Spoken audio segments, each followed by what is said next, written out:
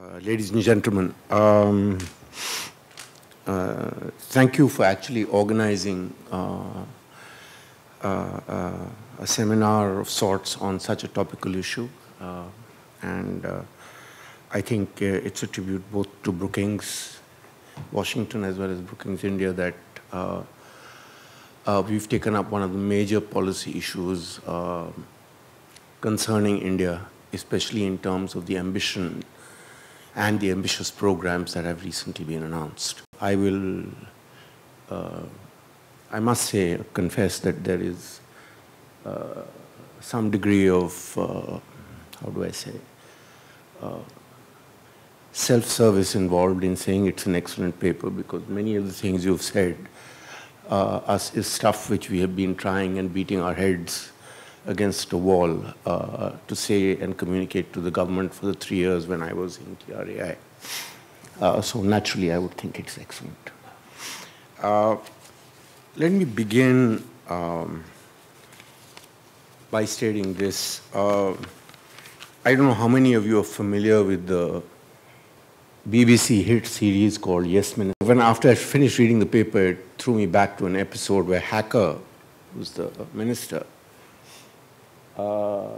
decided that he had to impress the Prime Minister, and that was his only way up the greasy pole. So he decided, aha, I must have a new policy. That's what I need to do. So he called his permanent secretary, who was Sir Humphrey, and Sir Humphrey promptly told him, but sir, our policy is not to have a policy. So I think that pretty much sets the tone of what I am going to have to say to all of you. I think many issues raised in the paper, I'm not going to go over auction and economic theory, but I think the pointers to the fact that spectrum is not contiguous, that it's not available, that it's fragmented, that in some places it's riddled with interference. All of this is extremely well known. And all of it, there can be no doubt, these are exactly the big issues that we should be concerned about. So I'm not going to dwell too much on that, because I think you've already focused on the big areas. What I'm going to talk about are 4 or 5 issues where I don't differ with what you have to say, but I wish to supplement in my own way what has been written in the paper. First is this, my categorization of issues is about availability of spectrum into 2 classes, present and future. The availability of spectrum per se, present availability and future availability. Shamika showed you what the allocation of spectrum, what the actual deployment of spectrum in India is. Now, in the authority, we worked it out, I think about a year, more than a year ago, and roughly speaking, India's spectrum, commercial spectrum, is 40% of anywhere in the rest of the world. Now, what I'm talking about is comparable geographies. So when you compare China with India, notice the numbers Shamika was quoting were 0.2, 0.5, which is exactly 40%. But if you were to take an Andhra and compare it with Germany, which is the same population, pretty much the same area, what do you get? And the answer is consistently it is 0.4.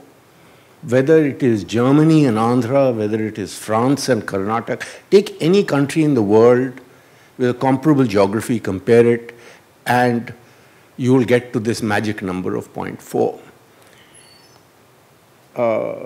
I think Shamika was sort of very polite in saying she's puzzled by how Sanchar Bhavan views this matter. It's no puzzle at all, and as far as I'm concerned, it's a matter of fact. Opinions cannot trump facts. And either you stare the facts in the face or you just carry on with your own opinion that there's enough spectrum out there. Meaning, I've heard absurd stories to back up that there's enough spectrum out there. Let me give you one sample. Well, in the last auction, we put all this spectrum out, and these blocks of spectrum didn't get sold. Therefore, there's enough spectrum in the market. Meaning, I don't even want to point out to the sheer absurdity of these arguments. But there is a complete disconnect over here between fact, reality, and opinion. And if we are going to carry on within government holding an opinion which is at complete variance with what the facts are on the ground, good luck to all of us. There's a more important reason to talk about that. I will come to that now, which is about future availability. In the paper, there is extensive evidence canvas that in most other parts of the world, not only is the existing spectrum high, but the access spectrum to become available in the future is also high, or is being at least planned for now. And India, in that table, if you read the paper, is at 0. That is, that the future availability, as of the time they were writing the paper, on what is the future availability of spectrum is 0. Let me now point out what I think is the problem here. One is, of course, that Sanchar Bhavan actually wakes up only when North Blocks wakes up. When the finance ministry wants money to fill a budgetary hole, they put a gun to Sanchar Bhavan's head, and Sanchar Bhavan runs and says, Mr. Regulator, please price the spectrum, for want of anything better to do. I will come back to this matter a little later, but I don't want to dwell on it. I think the big problem is this. If Sanchar Bhavan is in denial about the availability of spectrum, which is what it seems to be, then there's no problem to be fixed because nothing is broken. And if nothing is broken, why think about the future? So if it is my deeply held conviction that enough spectrum is out there, why should I be bothering about future? Because I know there's enough spectrum out there. And I think that is one thing which is, which could be useful in supplementing your argument that, look, if the a prior belief is enough is out there, there's nothing is broken. Why do we need to fix it? But it's only when you recognize that there's a shortage, then you will start focusing on the future. Let me add something, the second point I want to talk about is which has not been directly covered in the paper, and that's about backhaul and backbone spectrum. Not that that's critical to the argument, but backhaul and backbone spectrum, roughly, I think it's about 1900 or 2000 megahertz, which is available. Of that is available, which is free, everything is available with the DOT. Of that today, about 40% stands allocated, 60% is not allocated. The rest of the world has moved on to E-band and V-band, and we are still squatting on 60% of our backhaul backbone spectrum. Let me give you an anecdote which should tell you enough about how policy and decisions are made. A company, a corporate, bid and won spectrum in an auction, access spectrum, and then had to wait 2 years to get backhaul spectrum. Now, I'm no engineer, but I'm sure there are enough technical wizards in this room to tell you that if you don't have the backhaul spectrum, there can be no network. So what exactly are we doing? I can understand if you didn't have a stock of spectrum, which is the problem on the access side. But on the backhaul side, why should it take us 2 years to do something like this?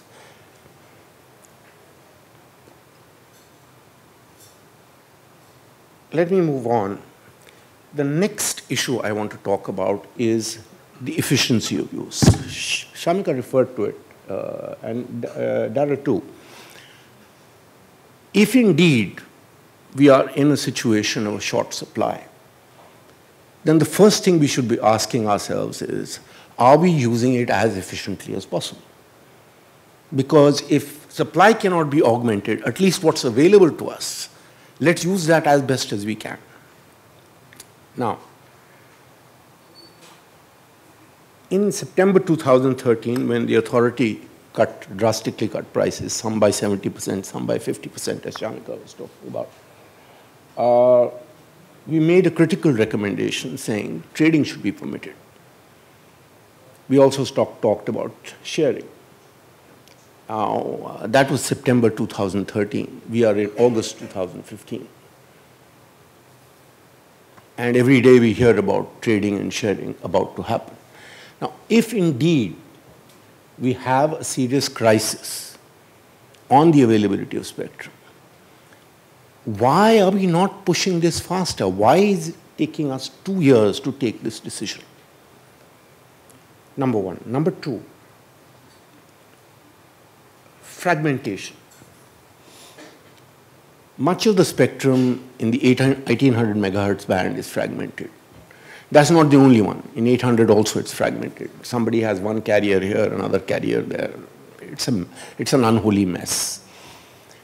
The problem of fragmented spectrum is twofold. One is it does no good to the operator. Two, in terms of society, you're losing in terms of spectral efficiency. All right? Because if that spectrum was not fragmented but together and contiguous, then the efficiency with which the operator could function would be better. Now, consider the following. The rule Sanchar Bhavan has is if you have spectrum within a band, we will let you swap frequencies to enable the contiguity and to get over the fragmentation. But the rider is, we will only allow it if you pay market price. This rule, this mad rule, has been in the books for the last God knows how many years. And I'm referring to it in particular as an example of the inflexible rules you talk about in your paper. And what I want to point out is, pause to consider how extraordinarily foolish this rule is. If I have spectrum and I can swap it with Sunil, both of us are better off. One, I get my frequency contiguous to mine, he gets his.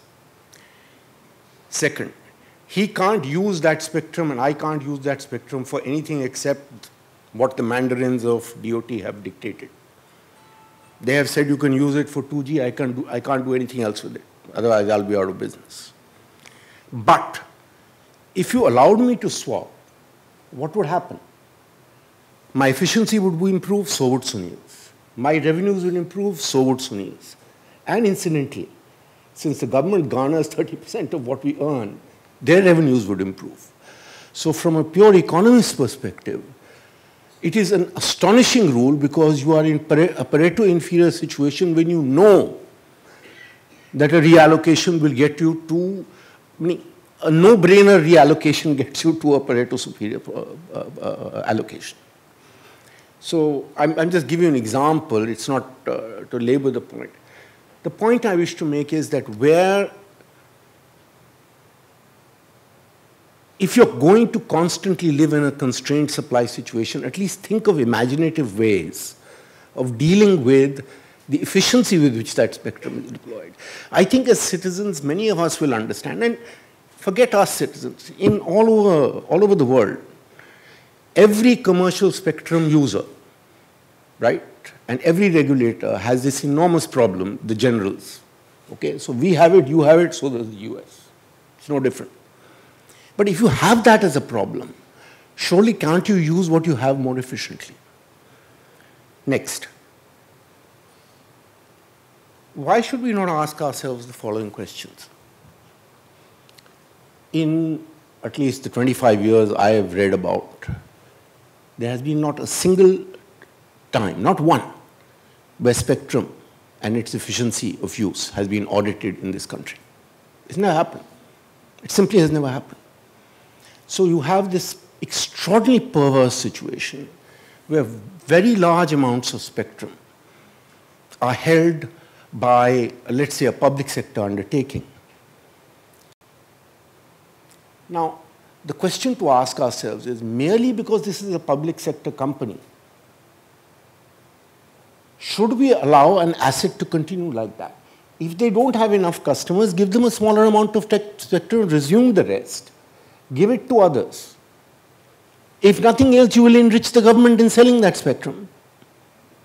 If your sole purpose is revenue, then do that. But at least make better use of that spectrum. Point one. Point two. In the Indian situation, and for a moment I'm not going to talk about defense spectrum, I'll come to that in a minute, but all non-defense spectrum, that is, leave aside commercial operators and leave aside the defense guys, look in the middle. Since independence, we've been sort of liberally allocating spectrum to whoever we wanted. So the railways have spectrum. The Department of Space has spectrum. Doordarshan has large chunks of spectrum. As I've said many, many times before, when the facts change, I change my opinion. If the facts have changed so radically, what is it that prevents us as a policy measure to go back and say, hey mate, you are the IOC. You're using our spectrum on commercial rates. Yes, we gave it to you 30 years ago for a song. Why should you not pay commercial rates now? And if you're not willing to pay commercial rates, surrender the spectrum. Let me assure you, ladies and gentlemen, that one block of spectrum in Gujarat could be released in 1800 if this were to happen, just with one company. It's a fact. It's not, again, I don't deal in opinions. This is the second class of problems I'm referring to, which is efficiency is not only, why do we tie ourselves in knots and say, look at the efficiency of the telecom operator? Why are we not looking at the efficiency of spectrum use across the board? And for those of you, my father spent a career in the railways. Today, do we seriously need that spectrum when the telephone, when mobiles are available? Because most of the time, the conversation is about engine failures, loco failures, this, that, which is perfectly communicable over a mobile phone. So then what are they doing with the spectrum? Doordarshan is getting out of the terrestrial business. Why is it sitting on spectrum? And I could go on and on and on. But these are questions that we need to ask ourselves, that why is this audit not being done? If we are so strapped, why are we not doing this? Third, let me begin with the example, and now I'm going to talk about defense spectrum. In Andhra, correct me, my colleagues from the authority are here, correct me, but if I remember right, in the 1800 megahertz band, there was 10 megahertz allocated to defense. It has never been used since 1947. Draw your own conclusions. Now, I understand security considerations. I've lived 40 years in the civil service. But surely, there should be an objective standard by which we are able to gauge, all right, I need this much and I need an adequate cushion, but as for the rest, I can talk about giving it up. But this is not possible, this dialogue is not possible because an audit has never been done. Now, you may well argue that for security considerations, such an audit should not be done. Fine, don't let us do the audit. You do the audit. You in the Defense Ministry do the audit. But you get some independent outsiders attached. If you don't trust a foreigner, get somebody from here. Get the regulator involved. Get somebody from DOT involved. Currently what you have is a complete standoff. There will be no audit. There will be no discussion. This is ours to keep. In which modern society can you continue a dialogue in this manner?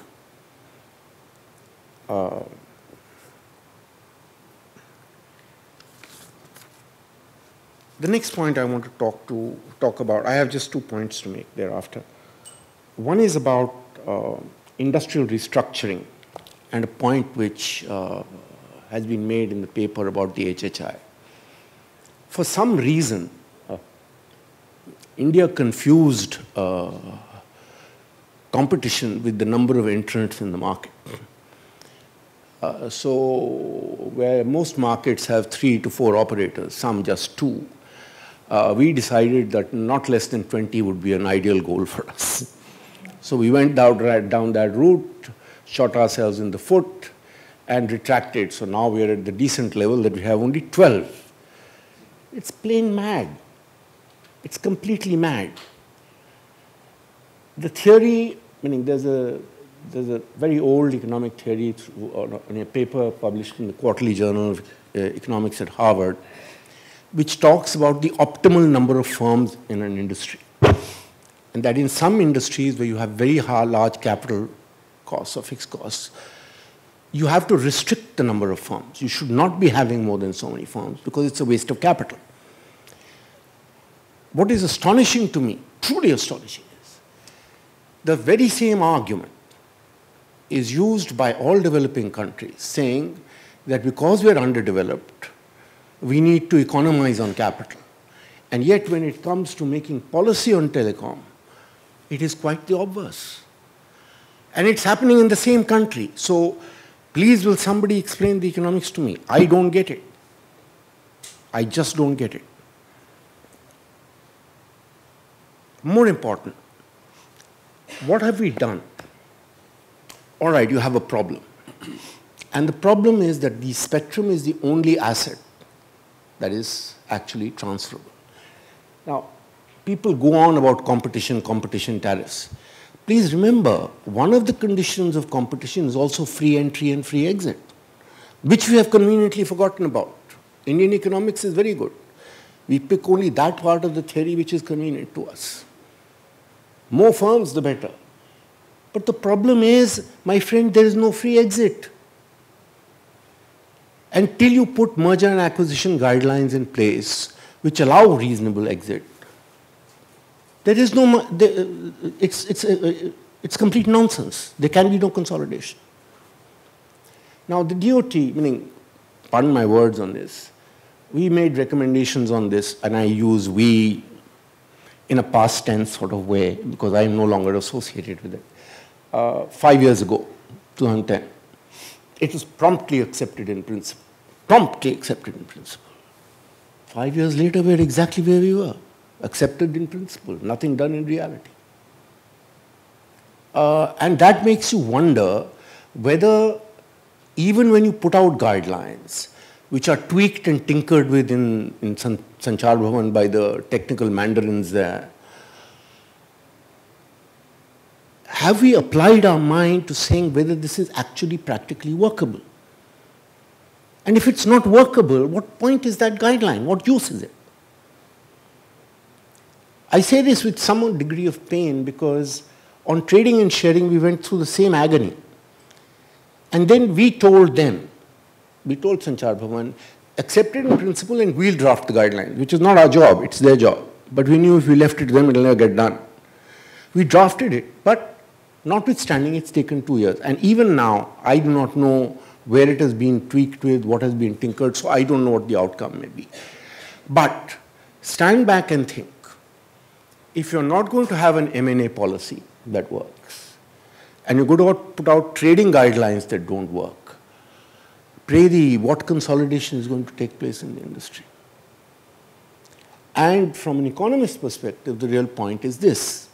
You have a situation where real economic costs are being incurred. And I'm talking about real economic costs in a different sense. Number one, many of the companies which want to exit are bleeding continuously. Guaranteed, those are potential NPAs for the banking sector. Two, because debt limits have been reached, the banking sector's ability to lend has been exhausted. It cannot lend. So unless these guys get out of the sector, how can the banking sector lend? And three, What are the internal resources available to the sector? So on all counts, unless we do something about this consolidation, we in India are in serious trouble, because leave aside all other things and the larger picture about, Digital India, JAM and la-di-da. This is something we need to fix, if only to fix our finances, if only to fix consolidation in industry, which is otherwise bleeding us dry. The next issue I want to talk about is, and this is the penultimate issue, is about pricing and license fees. First, NTP 12, National Telecom Policy 12, announced with great fanfare that we will rationalize license fees and SUCs. 3 years down and going, it doesn't look on the horizon just yet. Number one. Number two, I cannot tell you the number of foreign investors who have asked me this question, but it's still worth posing to all of you. If you're collecting market prices for spectrum, then what is the idea of a spectrum usage charge? I'm buying the spectrum, I'm going to use it, I'm not going to keep it idle. Then why is spectrum usage charge? In most parts of the world, you pay an administrative fee. That's all you pay. But India must be different. And that's not all. India has to be bizarre about its difference. We have not one rate, we have 4 or 5 different rates for different spectrums. So one guy gets 3%, somebody gets 4%, somebody gets 6%. Believe you me, there is no method in the madness.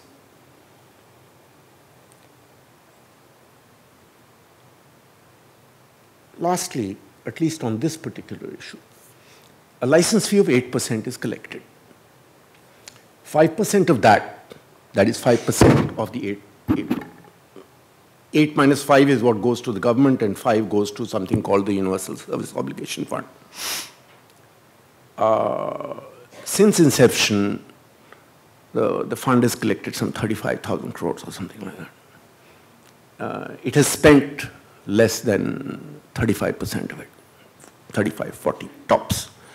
The rest of the 60% has been used to fill a budgetary hole. Meaning it is just taken to the Consolidated Fund of India, and then it vanishes into thin air because in some subsidy somewhere. The question to ask ourselves is this: what was the purpose of the USOF? The purpose was that it would be a source of public investment for a public good that you would put in the market. Now, what you're doing, what the situation you're having is, I will take the 30% draft resource from the private sector. I will then use it to finance the budget. I will not make the public investment. Bank credit limits have been exhausted. The ability to go to the market to raise capital is severely circumscribed. How are we going to get investment in the sector? How are we going to get investment in the sector? I simply just don't understand. And what you're witnessing today in terms of investment is essentially people selling assets and liquidating debts so that they can invest again. That's all. And it doesn't matter which company you're looking at. They're all in the same game. That is, they've reached leverage ratios which are too high, reduce the leverage, sell assets which are non-core, retire debt, and then use internal resources to finance something. Otherwise, you're dead. Now, those are some of the issues that I wanted to talk about. I have 2 comments to make before I close. One is, let me put a general, not a caveat, but a statement in public play.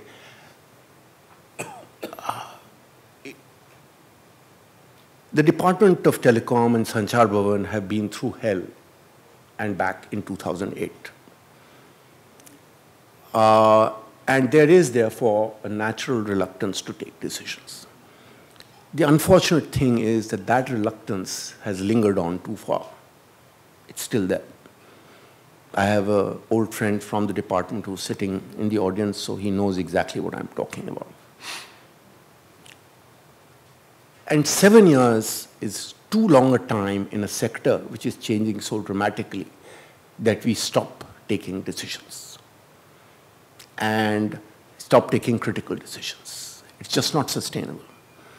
So on the one hand, while I have commented on various aspects of the matter, I do want to be fair that in one sense,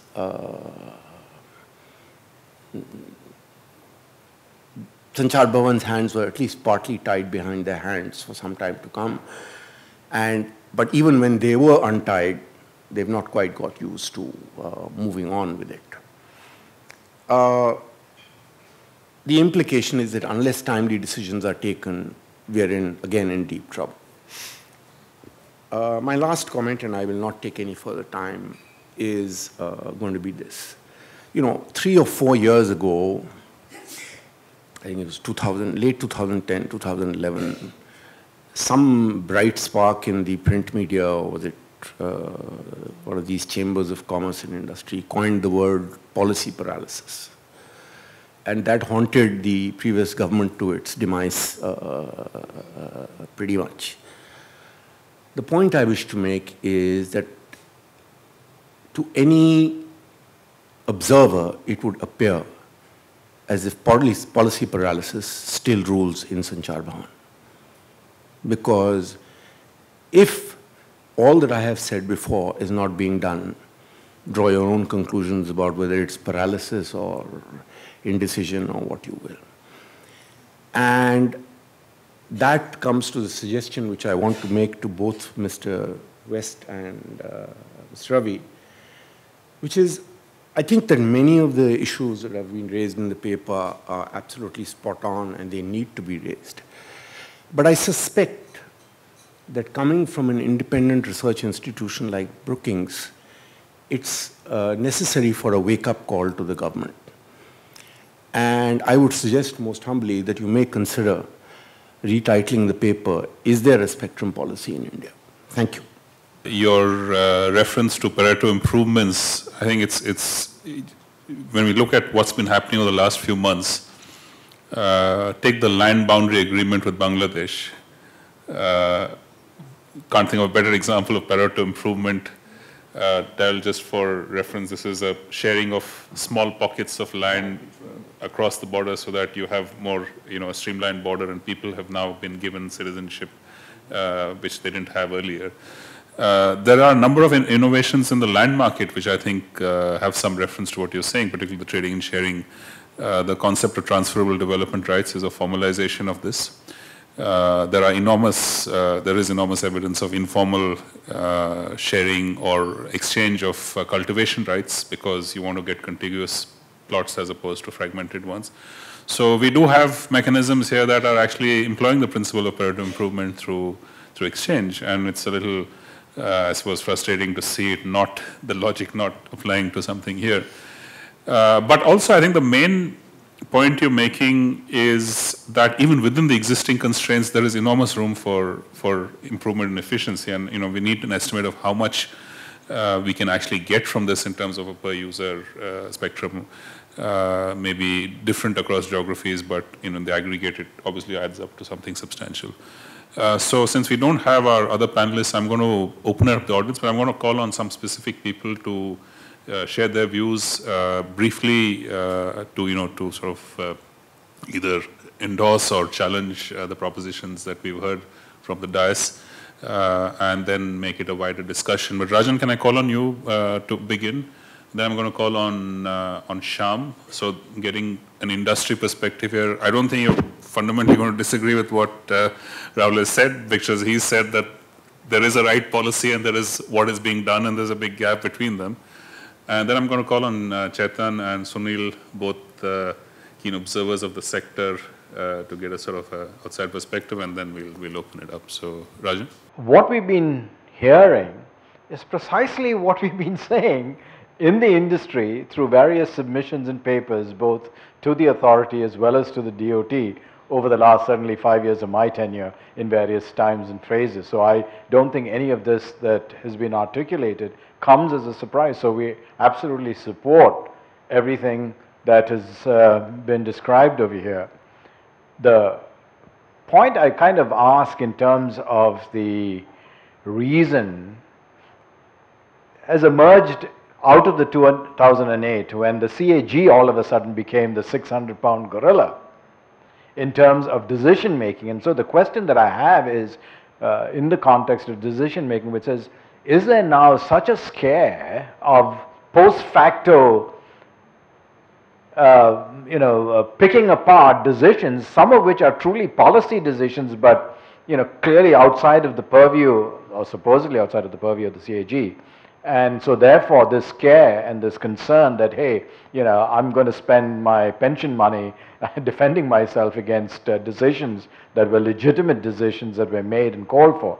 And I think we need to ask that question as perhaps one of the drivers of perhaps this rigor mortis or paralysis that's begun to set in.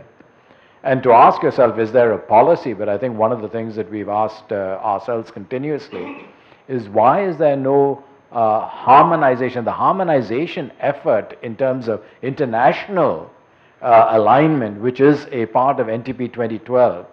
And we seem to be shying away both from involvement in these international forums, ITU, W, Working Group, all of this. I mean, there's presence, but there's no involvement.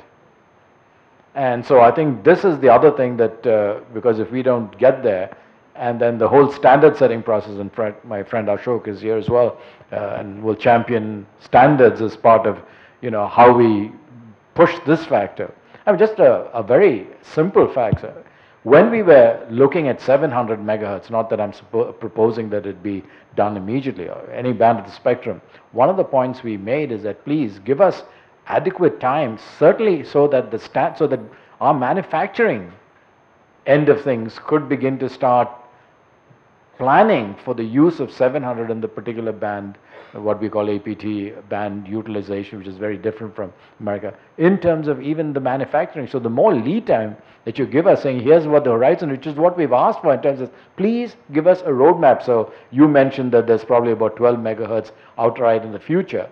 I'm surprised that even there's much more. But I'm saying is that please give us a roadmap as to when this thing is, so that we can make adequate propositions, because I think that goes back to the issue of spectrum, that auction that you're talking about. You artificially constrain the supply. Of course you're going to get outlandish bids. So I think a roadmap in the future in terms of saying, please tell us, because you've got this spectrum in inventory, and give us some reasonable. So with those comments, I'll hand off. Thank you. My name is Shyam. I look after network technology and rollouts for Bharti Airtel. So like I said, it is overwhelmingly sweet to be within a group of friends. Since the last 3-4 months, there's nothing which we've been hearing is everything is wrong on the operator side and calls are dropping and things like that. So thank you, Brookings, and to echo what Mr. Kullar has been saying and what he's just repeated and what Rajan said. One starting point with what Sudhir alluded to is technology will keep on evolving. It is up to us who are the stakeholders in this industry to ensure that the overall ecosystem gets aligned either in step with the technology or gets out of step. And when it gets out of step, there are very serious repercussions, and most of us are facing to the helm of the meltdown, which most of us are looking at this point of time. 1,500 is the number of average customers per site in India, per tower in India. If I compare this with an average of 400 to 500 in any other country, you would realize that we are, just by matter of density, at least 3 times as dense as what is happening elsewhere. And then each of those towers or each of those cell sites world over with other operators, and Brookings had actually classified this very clearly, shell out 60 to 100 megahertz of spectrum. We shell out anywhere between 13 to 20 megahertz of spectrum. Another multiplier by a denominator of 5. So 5 into 3 is a 15 times loading, plus the fact that we are one of the most talkative nations, 400 minutes a month per subscriber per month. there is little to be stretched. I mean, beyond stretching the laws of physics, which is not possible. So spectrum, and I think enough has been said about it, is one of the biggest issue in the supply of raw material, which will make this thing work. The second biggest thing is the infrastructure, and it is strange. And without commenting on the policy or lack of it, we have to literally go from pillars to post to create a site, to start radiating so that the customers are covered, so that the services are covered, almost as if it is something which is not done. Luton's Delhi, one of the biggest black holes in the country today, for greenfield coverage requires 218 sites.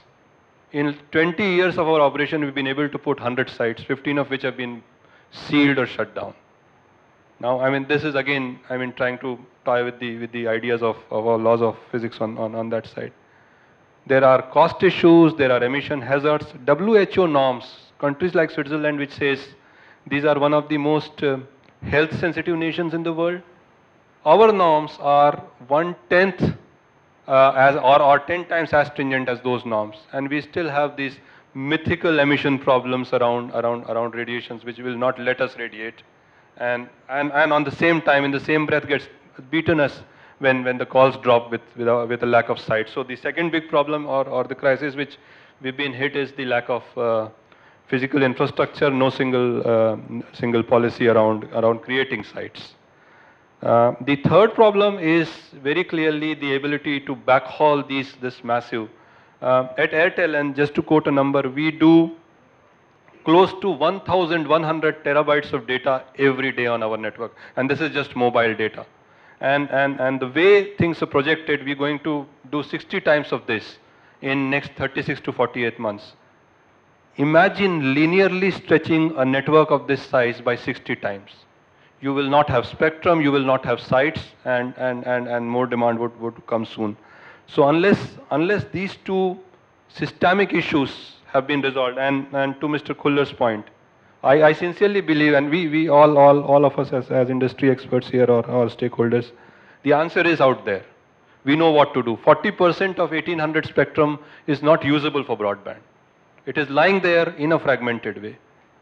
More than 35 to 40% of spectrum in the available band is just absent from the map. We don't know.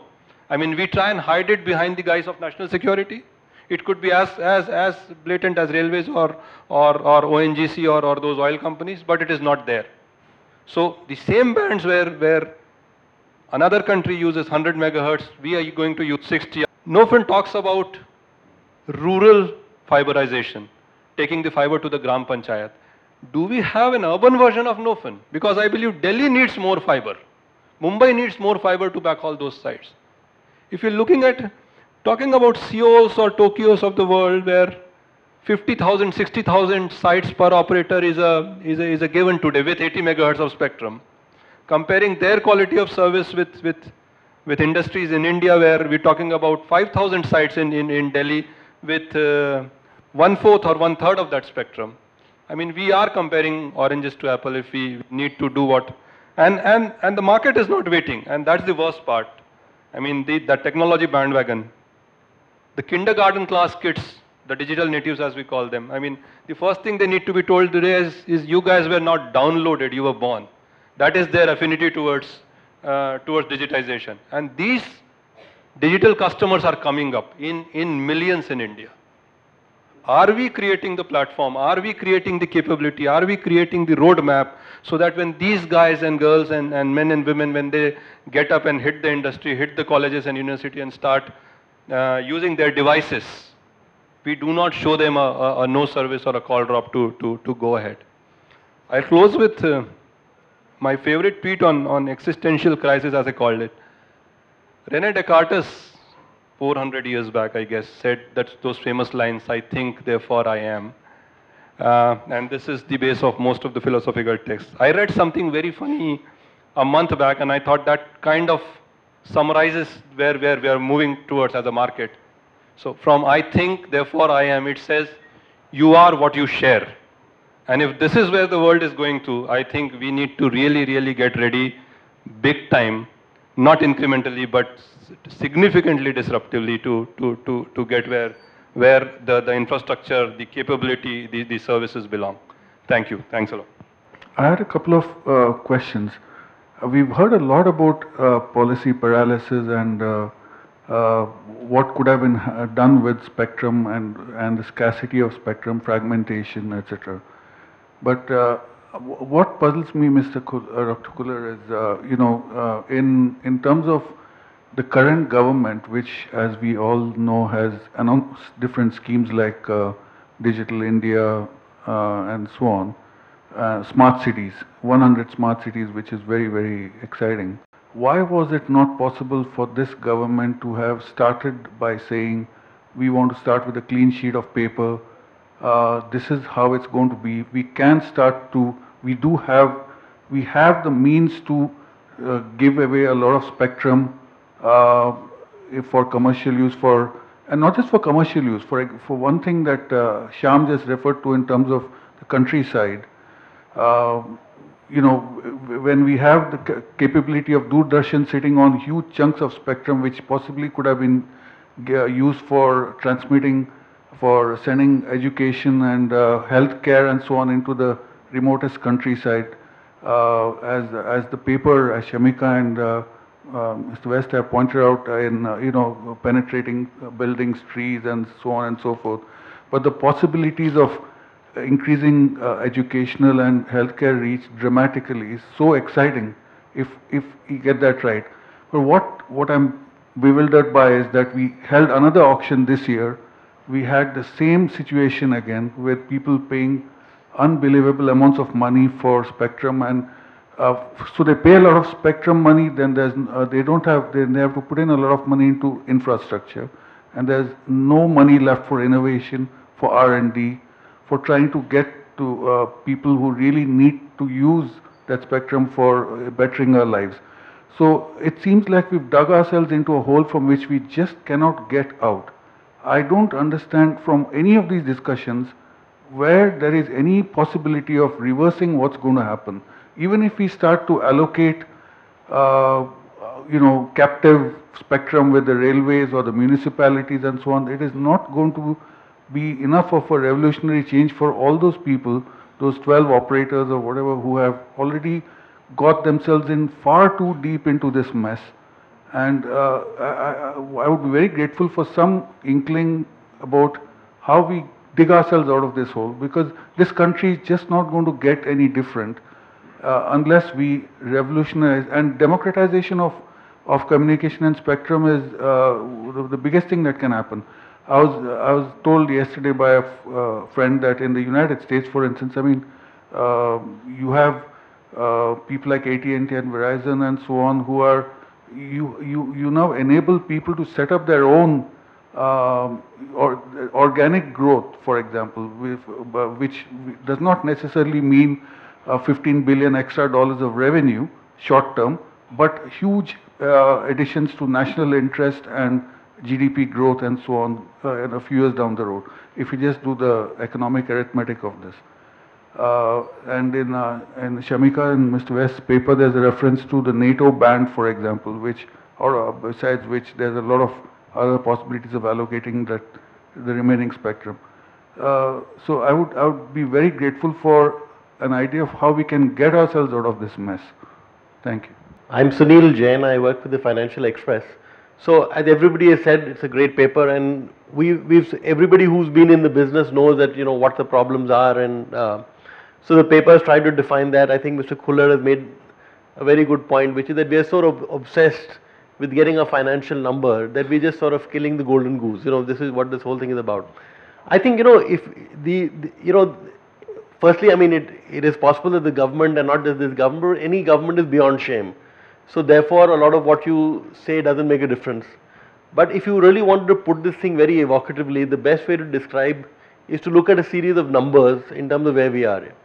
Today, spectrum in the United States and spectrum in India costs exactly the same, not in that mythical thing called PPP dollars, but in genuine proper US dollars. So we pay the same price in India for spectrum as we pay in the United States.